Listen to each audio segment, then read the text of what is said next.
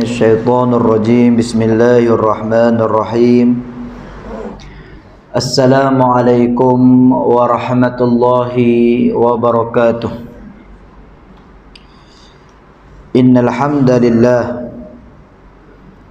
نحمده ونستعينه ونهديه ونستغفره ونعوذ بالله من شرور أنفسنا ومن سيئات أعمالنا من يهده الله فلا مضل له ومن يضلل فلا هادي له أشهد ونشهد أن لا إله إلا الله وحده لا شريك له وأشهد أن سيدنا محمدا عبده ورسوله ونصلي ونسلم على حبيبنا وشفيعنا وقدوتنا محمد صلى الله عليه وسلم وعلى آله وأصحابه ومن تبعهم بإحسان إلى يوم الدين أما بعد قال رب اشرح لي صدري ويسر لي أمري واحلل عقدة من لساني يفقه قولي اللهم أرنا الحق حقا وارزقنا اتباعه وأرنا الباطل باطلا وارزقنا اجتنابه قال الله سبحانه وتعالى في كتابه الكريم أعوذ بالله من الشيطان الرجيم بسم الله الرحمن الرحيم اقرأ باسم ربك الذي خلق. Bacalah wahai Muhammad dengan nama Tuhan yang menciptakan sekalian makhluk. Suratul Alaq ayat yang pertama. Wa qala an-nabiy sallallahu alaihi wasallam man yuridillahu bihi khaira yufaqihu fid din. Barang siapa yang dikehendaki Allah kebaikan padanya, maka Allah akan memberikan kefahaman tentang agamanya. Hadis sahih, sadaqallahul azim wa sadaqan nabiyul karim. Yang dikasihi pengurusi, imam, seluruh ahli jawatan kuasa, muslimin, muslimat, hadirin dan hadirat yang dirahmati lagi dikasihi Allah. Alhamdulillah, marilah sama-sama dan berselamanya kita merafakkan kesyukuran kehadrat Allah Subhanahu wa taala kerana dengan taufik dan hidayahnya, qudrah dan iradahnya kita dipertemukan oleh Allah Subhanahu wa taala pada malam ini untuk sama-sama kita menyambung diskusi Qisasul Ghaib fi Sahih Hadis Nabawi. Kisah-kisah ghaib dalam hadis sahih oleh Prof. Dr. Umar Sulaiman Al-Ashqar rahimallahu ta'ala. Pada pertemuan kita yang terakhir, kita telah pun melihat pendahuluan dan nas hadis pada kisah yang ke-42, iaitulah kisah Al-Mahdi yang memenuhi bumi dengan keadilan. Kita telah membahaskan dengan panjang lebar akan makna Mahdi. Beberapa pendapat ulama mengenai siapakah Imam Mahdi, nama asal kepada Imam Mahdi, waktu munculnya Imam Mahdi, ciri-ciri fizikal sosok tubuh Imam Mahdi, dan beberapa kelebihan yang Allah berikan kepada Imam Mahdi sewaktu beliau memimpin, maka akan tersebarlah kemakmuran dan keadilan. Inilah kekuasaan yang Allah berikan kepada Imam Mahdi yang disebutkan dalam satu riwayat hadis Rasulullah SAW daripada Abi Sa'id Al-Khudri radhiyallahu an, hadis rahu Tirmizi, hadis hasan, yakhruju ya'ishu khamsan aw sab'an aw tis'an, iaitulah Imam Mahdi keluar dan menguasai selama 5, 7 dan juga 9, yang menurut pendapat ulama adalah yang paling tepat sebanyak selama 7 tahun. Dan bagaimana datangnya Imam Mahdi membawa keadilan, dan akan berdiri bersama-sama Imam Mahdi. Di belakang Imam Mahdi adalah Nabi Allah Isa alaihissalam yang menjadi makmum kepada Imam Mahdi. Ini di antara perbahasan kita pada pertemuan yang lalu sebagai mukaddimah kepada kisah yang ke-42 ataupun hadis yang ke-42. Pada malam ini kita akan melihat syarah hadis dan beberapa pengajaran faedah dan hukum-hukum yang boleh diambil daripada 13 hadis Rasulullah SAW yang terkandung di dalam buku ini berkaitan dengan khuruj Imam Mahdi, keluarnya Imam Mahdi. Syarah hadis. Pada akhir zaman ketika hampirnya terjadinya tanda-tanda kiamat besar, seperti mana yang kita telah jelaskan, tanda-tanda kiamat terbahagi kepada 2, tanda-tanda kiamat kecil, asghar, ataupun tanda-tanda kiamat besar, akbar, minal saghair minal kabair. Dan daripada tanda-tanda yang kecil itu, sughra itu, ada pula pembahagian di kalangan ulama. Ada yang tanda-tanda kecil yang pernah terjadi dan telah pun berakhir, tidak ada lagi perkara tersebut akan berlaku. Di antaranya kelahiran Rasulullah SAW. Lahirnya Rasulullah adalah salah satu tanda-tanda kecil berlakunya hari kiamat, dan dia tidak akan lagi berulang sehinggalah berlakunya hari kiamat. Alhamdulillah kita berada pada bulan Rabiul Awal, bulan kelahiran junjungan besar Nabi SAW. Mudah-mudahan kita umat di akhir zaman terus menyuburkan rasa cinta dan sayang serta mengikuti segala sunnah dan ajaran baginda alaihi wassalatu wassalam. Yang kedua, tanda-tanda sukhra yang terus menerus terjadi dan sentiasa berulang-ulang sehinggalah datangnya ataupun munculnya hari kiamat. Iaitulah seperti mana yang disebut oleh Rasulullah SAW dalam beberapa hadis, di antaranya menyerahkan amanah kepada orang yang bukan ahlinya, maka kerosakan, kehancuran akan berlaku. Begitu juga munculnya pendusta-pendusta al-kadzab, ad-dajjalun, yang mereka ini mendakwa Nabi, mendakwa Imam Mahdi, mendakwa utusan-utusan Allah Subhanahu wa taala. Itu juga dalam hadis yang lain, uryan, wanita-wanita yang bertelanjang, berpakaian tetapi bertelanjang. Nah, ini tanda-tanda kecil kiamat yang sentiasa berlaku dan berlega di sekitar kita, yang kita tidak sedar, yang hanya benda-benda yang gaib bahawa kita rasa Allahumma salli ala sayyidina Muhammad, tanda-tanda kiamat, maka mengisahkan kita benda-benda hak pelik-pelik berlaku dah. Kadang-kadang bukan tanda-tanda kecil pun, tapi dia jarang-jarang berlaku, tak pernah berlaku. Tempat yang panah kering gontang tumbuhnya Allahumma shalli ala sayyidina Muhammad, tumbuh-tumbuhan sebagai contoh ada. Sedangkan tanda-tanda kecil yang lain dah banyak di sekitar kita, kita tidak terasa apa-apa. Yang ketiga, tanda-tanda kecil yang belum terjadi tapi bakal terjadi, di antaranya adalah tanah Arab akan Allah SWT menjadi subur, boleh dibuat tanaman dan sebagainya. Sehinggalah yang keempat, datangnya tanda-tanda besar, iaitulah apa yang disebutkan seperti keluarnya Dajjal, dabbah binatang, terbitnya matahari di barat. Yang matahari ini dia timbul di timur, turun ke barat. Apabila datangnya hari kiamat, tanda-tanda besar, dia terbit ke barat.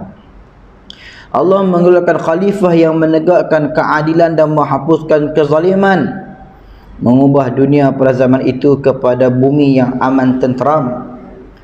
Manusia dikurniakan nikmat yang belum pernah dikurniakan sebelumnya, serta harta benda yang melimpah ruah, sehingga orang yang meminta harta daripadanya akan diberi tanpa dihitung.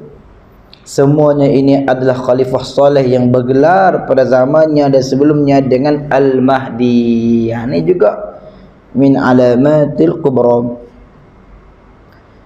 Dan dari ahli bait Rasulullah SAW dan keturunan Fatimah, datuknya dari sebelah bapanya ialah Ali bin Abu Talib. Berdasarkan salah satu daripada hadis Rasulullah SAW, Nabi menyebut, rujulan minni aw min ahli baiti yu'ati usmi wasmu abis musmi.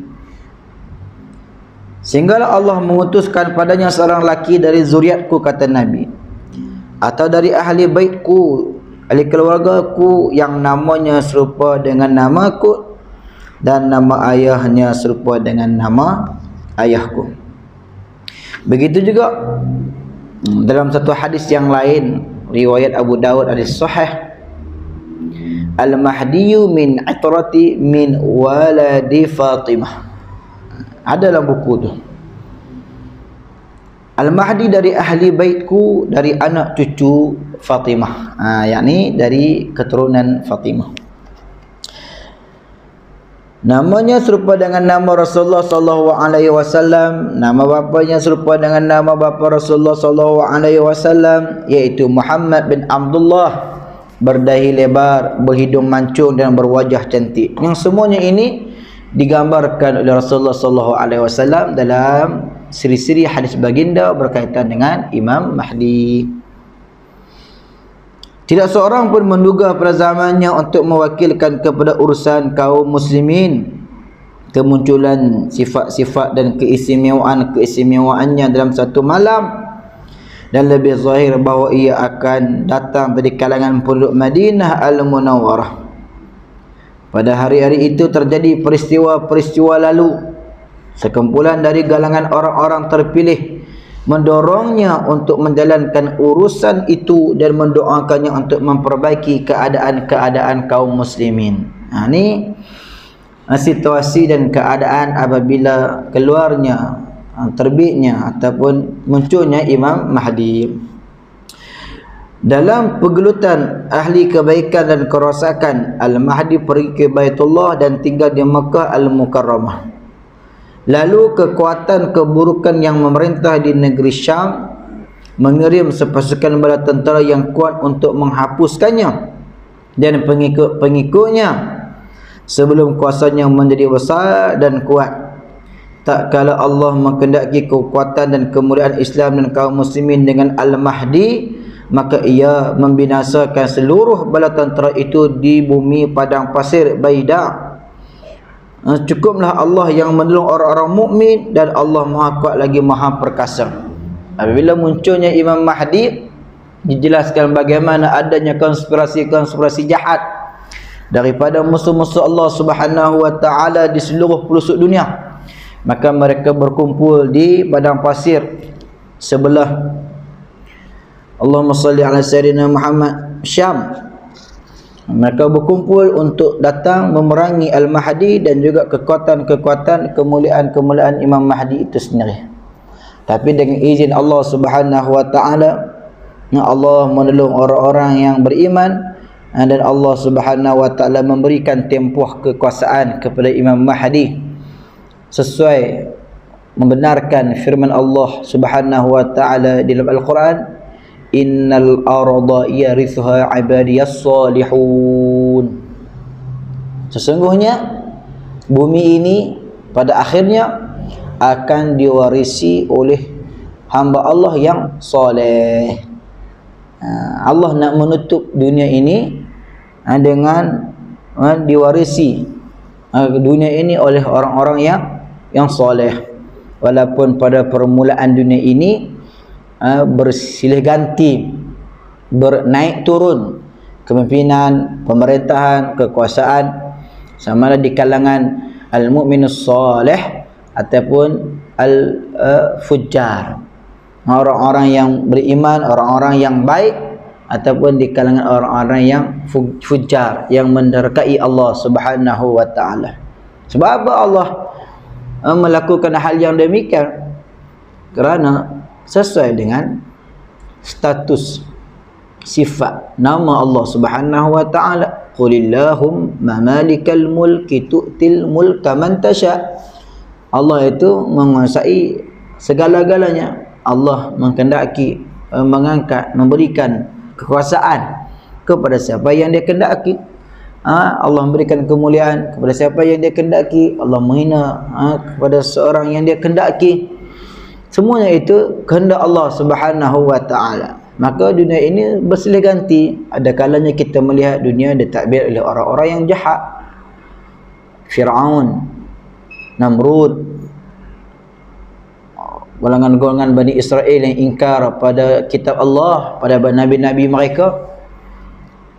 Mereka diberikan kesempatan untuk menguasai bumi ini. Dalam masa yang sama, Allah memberikan kesempatan juga kepada orang-orang yang soleh, yang baik. Iskandar, Zulkarnain, contoh Nabi Allah Sulaiman, ayahandanya Nabi Allah Daud alaihi wassalam, Nabi SAW. Begitu juga sehingga kita pada hari ini kita boleh melihat ada negara-negara yang baik pemerintahan dia, walaupun di kalangan orang bukan Islam. Di kalangan orang pemerintahan yang zalim, walaupun di kalangan orang Islam.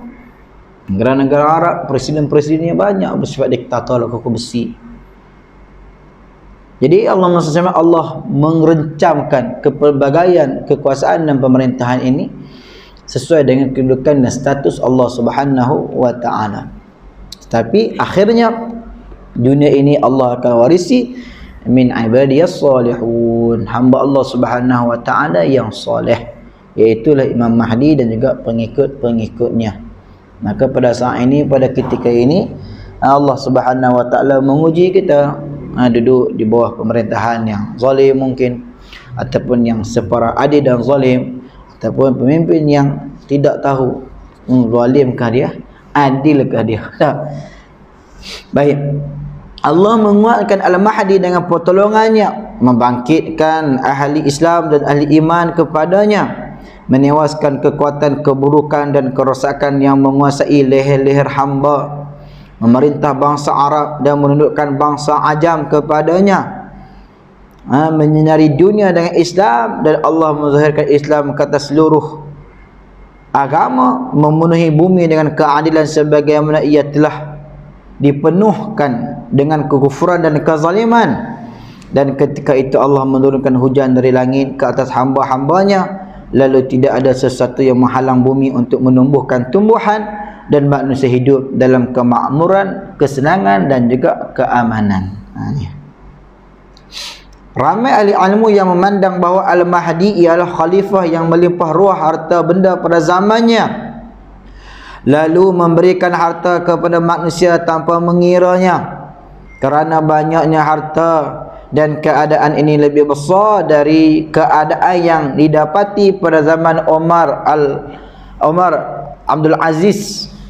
Pada zaman Umar Abdul Aziz, kaum muslimin telah mencapai kemuncak kekayaan sehingga tidak didapati manusia yang menerima sedekah, dan ia belum mencapai kekayaan yang akan melimpah ruah pada pemerintah Al-Mahdi. Dan Rasulullah SAW memberitahu bahawa tempoh pemerintahan lelaki soleh ini, yang mana kaum muslimin dikurniakan nikmat di bawah naungan pemerintahannya, dan Islam tersebar pada zamannya yang berterusan selama 7 tahun.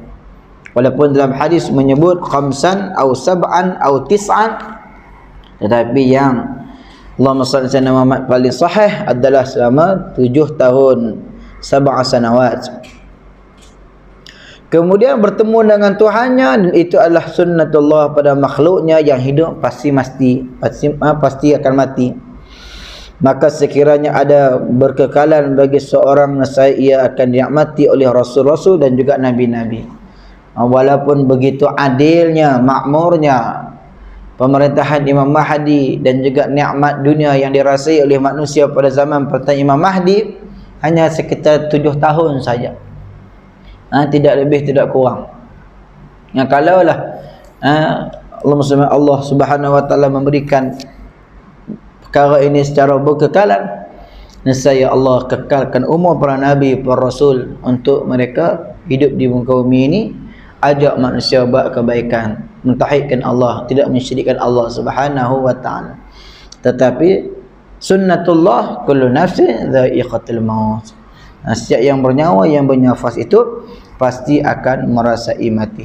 Jadi bagaimana sejarah melakarkan kekayaan, kemuncak, kemewahan, keamanan, kedamaian, keadilan pernah berlaku di muka Allah Subhanahu wa taala sebelum datangnya Imam Mahdi, iaitulah yang pernah berlaku di zaman pemerintahan Umar Abdul Aziz. Walaupun begitu, tidak sedahsyat, tidaklah semakmur, tidaklah senang pemerintahan kekuasaan bumi ini di bawah pemerintahan Al-Mahdi, dan manusia yang berada di zaman tersebut, di masa tersebut adalah manusia yang muflihun, paling beruntung, berada di bawah pemerintahan khalifah yang adil, dapat merasai nikmat-nikmat Allah Subhanahu wa taala dengan sebesar-besar dan sebanyak-banyaknya. Baik, pengajaran, faedah dan hukum-hukum yang boleh diambil daripada hadis ini ada 10 faedah pengajaran yang boleh kita ambil. Pertama, hadis-hadis sahih yang menyebutkan keluarnya Al-Mahdi pada akhir zaman adalah mutawatir secara maknawi. Orang yang mempercayai Allah dan hari akhirat, wanita mempercayainya sebagaimana mempercayai apa yang datang daripada Rasulullah sallallahu alaihi wasallam, apa yang dikhabarkan oleh Rasulullah sallallahu alaihi wasallam.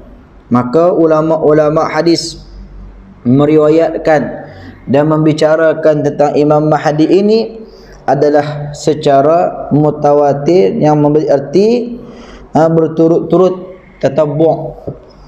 Dari sudut istilah hadis mutawatir ini adalah hadis yang diriwayatkan dari jalan yang sangat banyak, sehingga mustahil untuk bersepakat di kalangan ulama-ulama hadis yang thiqat ini dalam melakukan pendustaan kepada hadis tersebut, kerana mengingatkan banyaknya jumlah mereka dan kesahihannya serta perbezaan tempat tinggal mereka tersebut. Jadi hadis yang menceritakan tentang kemunculan Imam Mahdi ini adalah hadis yang mutawatir. Baik. Yang kedua, orang yang mengetahui apa yang dikandung hadis-hadis ini mampu menyingkap kepalsuan orang yang mendakwa diri sebagai Al-Mahdi pada zaman yang silam dan sekarang. Di sepanjang sejarah, ia telah didakwakan oleh sebilangan besar dari orang-orang yang mereka-reka kebohongan dan penipuan atas nama Allah, Rasul dan juga agama. Dalam kitab Bidayah wa Nihayah Imam Ibn Katsir dan juga beberapa lagi kitab-kitab yang lain, di sepanjang sejarah umat Islam tidak kurang lebih 40 orang yang mendakwa dirinya adalah Al-Mahdi. Bayangkan kan, mendakwa dirinya sebagai Al-Mahdi di sini, di sana dan sebagainya. Apabila kita lihat pada hadis Rasulullah sallallahu alaihi wasallam, agak-agak Al-Mahdi itu yang sebenarnya muncul lagi ataupun tidak, kita pun jadi tak faham. Kenapa mereka tak faham? Kenapa mereka boleh mendakwa hal yang telah pun jelas di dalam hadis-hadis Rasulullah sallallahu alaihi wasallam, tetapi mereka nak juga mendakwa diri mereka, dan juga ada pengikut-pengikut mereka yang membenarkan dakwaan dongengan dan pendustaan mereka tersebut. Tidak lain dan tidak bukan inilah tablisul iblis, bisikan iblis, tipu daya syaitan iblis ni untuk menyesatkan manusia. Sepanjang zaman akan sentiasa ada manusia-manusia yang pendusta, yang tipu ni. Sedangkan dalam hadis Rasulullah SAW jelas menyebut Imam Mahdi adalah keturunan Rasulullah.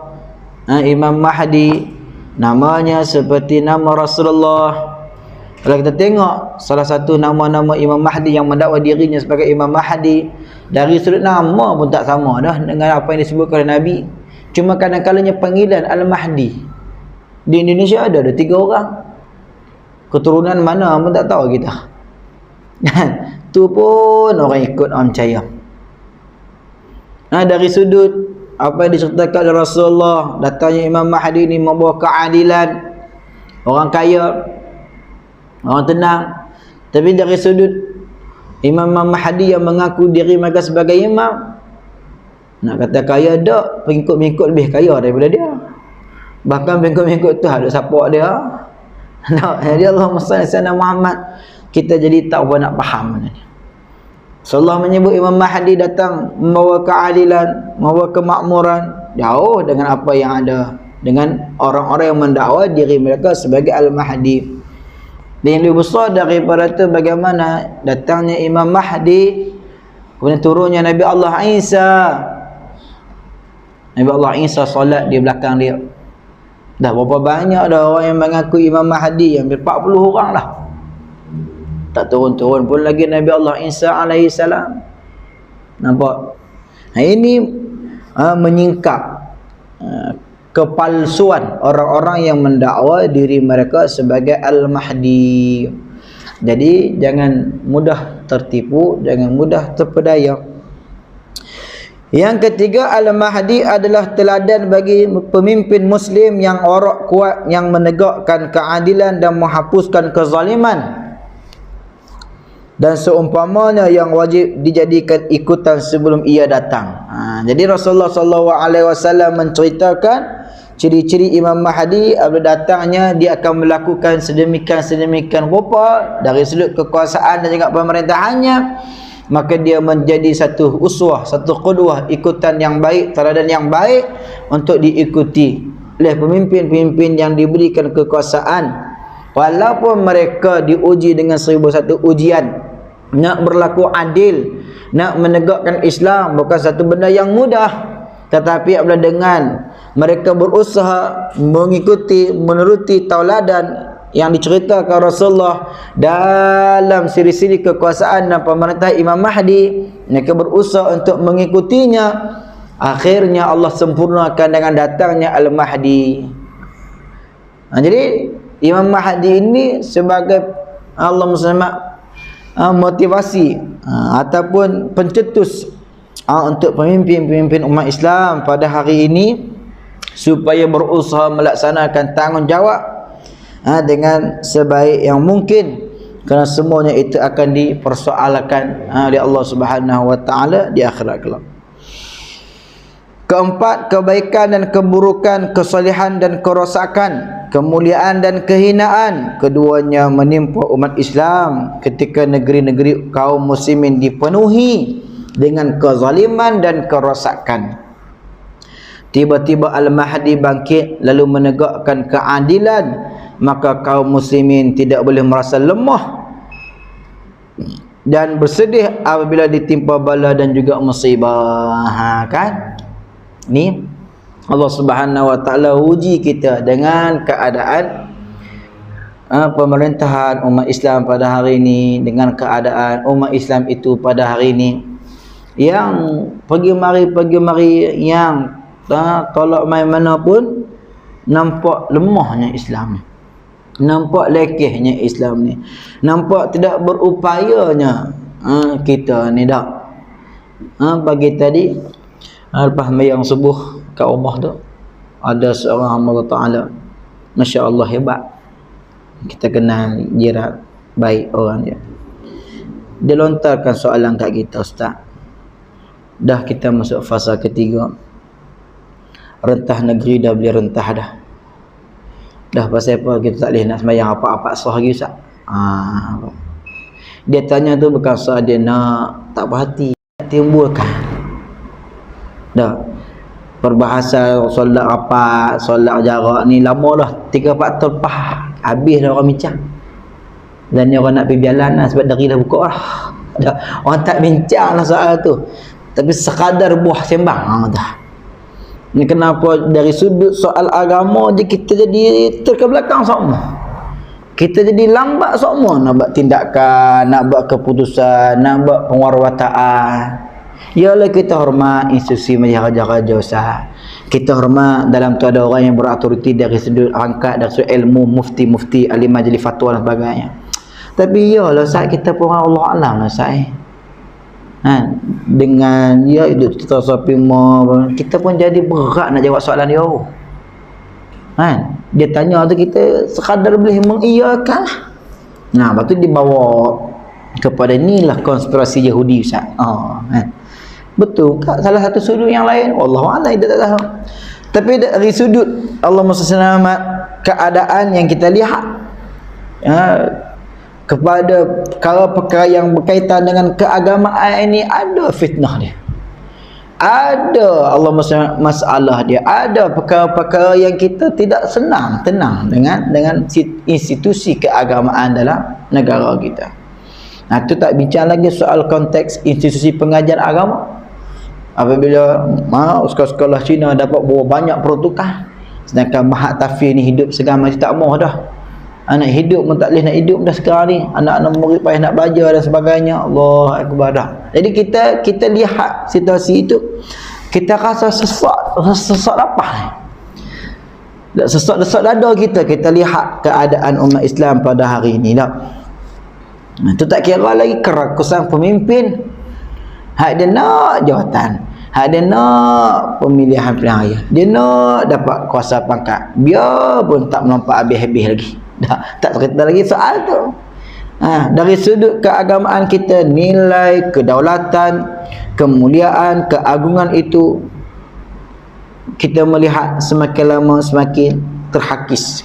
Ini bukan sebagai satu rumutan, tetapi adalah sekadar kita nak melihat pengajaran dan faedah yang disebutkan setiap kehidupan ini. Perjalanan hidup kita ni ada baik, ada buruk, ada soleh, ada jahat, kemuliaan, ada kehinaan, terutamanya menimpa negara umat Islam, sehingga sampai satu masa, satu ketika Allah utuskan Imam Mahdi, umat Islam akan dimuliakan oleh Allah, negara akan makmur sejahtera insya-Allah. Maka kita nak kena tunggu tak? Mula daripada sekarang, walau macam mana keadaan sekalipun, teruskan kita berjalan mengikut apa yang dikehendaki oleh Allah, biqadri mastata'tum, dengan kadar kemampuan kita.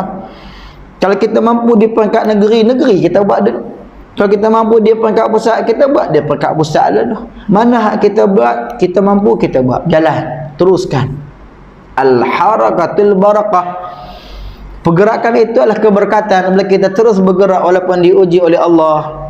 Kadang-kadangnya jatuh bangunnya semangat kita, iman kita ni, tapi kita terus berjalan, Allah beri keberkatan kepada kita, Allah akhirnya akan memberikan kemenangan kepada kita insya-Allah. Yakin dan percayalah. Kalau tidak di zaman kita, zaman generasi kita, cucu-cucu kita, insya-Allah. Ini motivasi yang Allah bagi tentang kisah ataupun hadis Imam Mahdi. Bukan hanya menanti dan menunggu. Bukan hanya menanti dan menunggu. Tak apalah zaman Imam Mahdi nanti makmur dah kan, adil dah kan, bagus dah kan, soleh dah kan. Dah kita lah ni, biar masyarakat bermahajarillah dengan maksiat. Biar Allah SWT Muhammad keburukan di sana sini. Dah tak boleh. Teruskan dengan apa yang Allah Ta'ala perintahkan kepada kita. Yang kelima, kaum muslimin akan tetap memiliki kekuatan zahir yang akan menegakkan Islam dan melaksanakannya. sehingga hampir terjadi hari kiamat. Dan ini adalah berita gembira yang menjadikan kita yakin bahawa tipu daya dan konspirasi musuh-musuh betapapun hebatnya tidak akan mampu menghapuskan umat ini dan tidak akan menyebabkan kehilangannya di muka bumi. Dan ini juga menjadikan kita yakin bahawa daulah Yahudi di bumi Israel, yakni di bumi Palestin, akan lenyap, dan kekuatan antarabangsa yang mendokongnya juga akan lenyap, dan Islam tetap kekal dan akan beroleh kemenangan. Semangat kita tuan-tuan tak? Dengar benda macam ni tak? Walaupun mereka boleh mengubah syiar agama kita daripada saf rapat kepada saf jarak-jarak, nak pergi ke Makkah Madinah ber-SOP, nak buat umrah, payah beberapa tahun dah tak buat umrah. Walaupun mereka boleh buat perkara-perkara yang begitu, contohnya tetapi hakikat sebenarnya mereka tidak dapat menghapuskan kekuatan umat ini. Bahkan mereka itulah sedang menuju ke arah kebinasaan dan juga kehancuran dengan konspirasi dan makar jahat yang mereka rangkakan.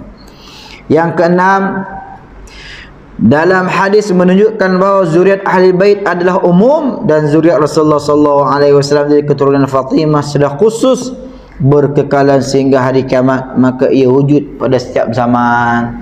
Maksudnya ahli bait Rasulullah, keluarga Rasulullah SAW ini akan ada. Tapi yang benar, yang sahih, itu sahaja yang membezakan di antara ahli bait Rasulullah SAW. Tetapi secara umumnya kita semua ini adalah ahli bait Rasulullah SAW. Sayangnya Rasulullah kepada kita mengatasi segala-galanya sebagai umat Rasulullah SAW. Allah Subhanahu wa taala alam. Insya-Allah kita akan sambung pengajaran dan faedah hadis-hadis Rasulullah SAW berkaitan dengan Al-Mahdi ini pada pertemuan yang akan datang. Masih berbaki 4 muka surat yang membicarakan tentang pengajaran dan faedah-faedah hadis-hadis di sebalik kemunculan kedatangan Al-Mahdi Muntazar. Mudah-mudahan Allah Subhanahu wa taala merahmati, Allah Subhanahu wa taala meridai kita insya-Allah. Hajat daripada saudara kita, mohon solat hajat untuk guru dan pelajar pasti. Ya, ni tak? Di Kemaman, semoga Allah Subhanahu wa taala memberi kesembuhan kepada penyakit yang dijangkiti. Dan yang kedua, alhamdulillah, pada pertemuan yang terakhir saya pernah datang memohon sumbangan dana pembinaan Pasti Bistari Kampung Payuh. Sekarang ni sudah masuk ke 80% proses pembinaan. Jangkaan akhir bulan 10 ni siap dah insya-Allah.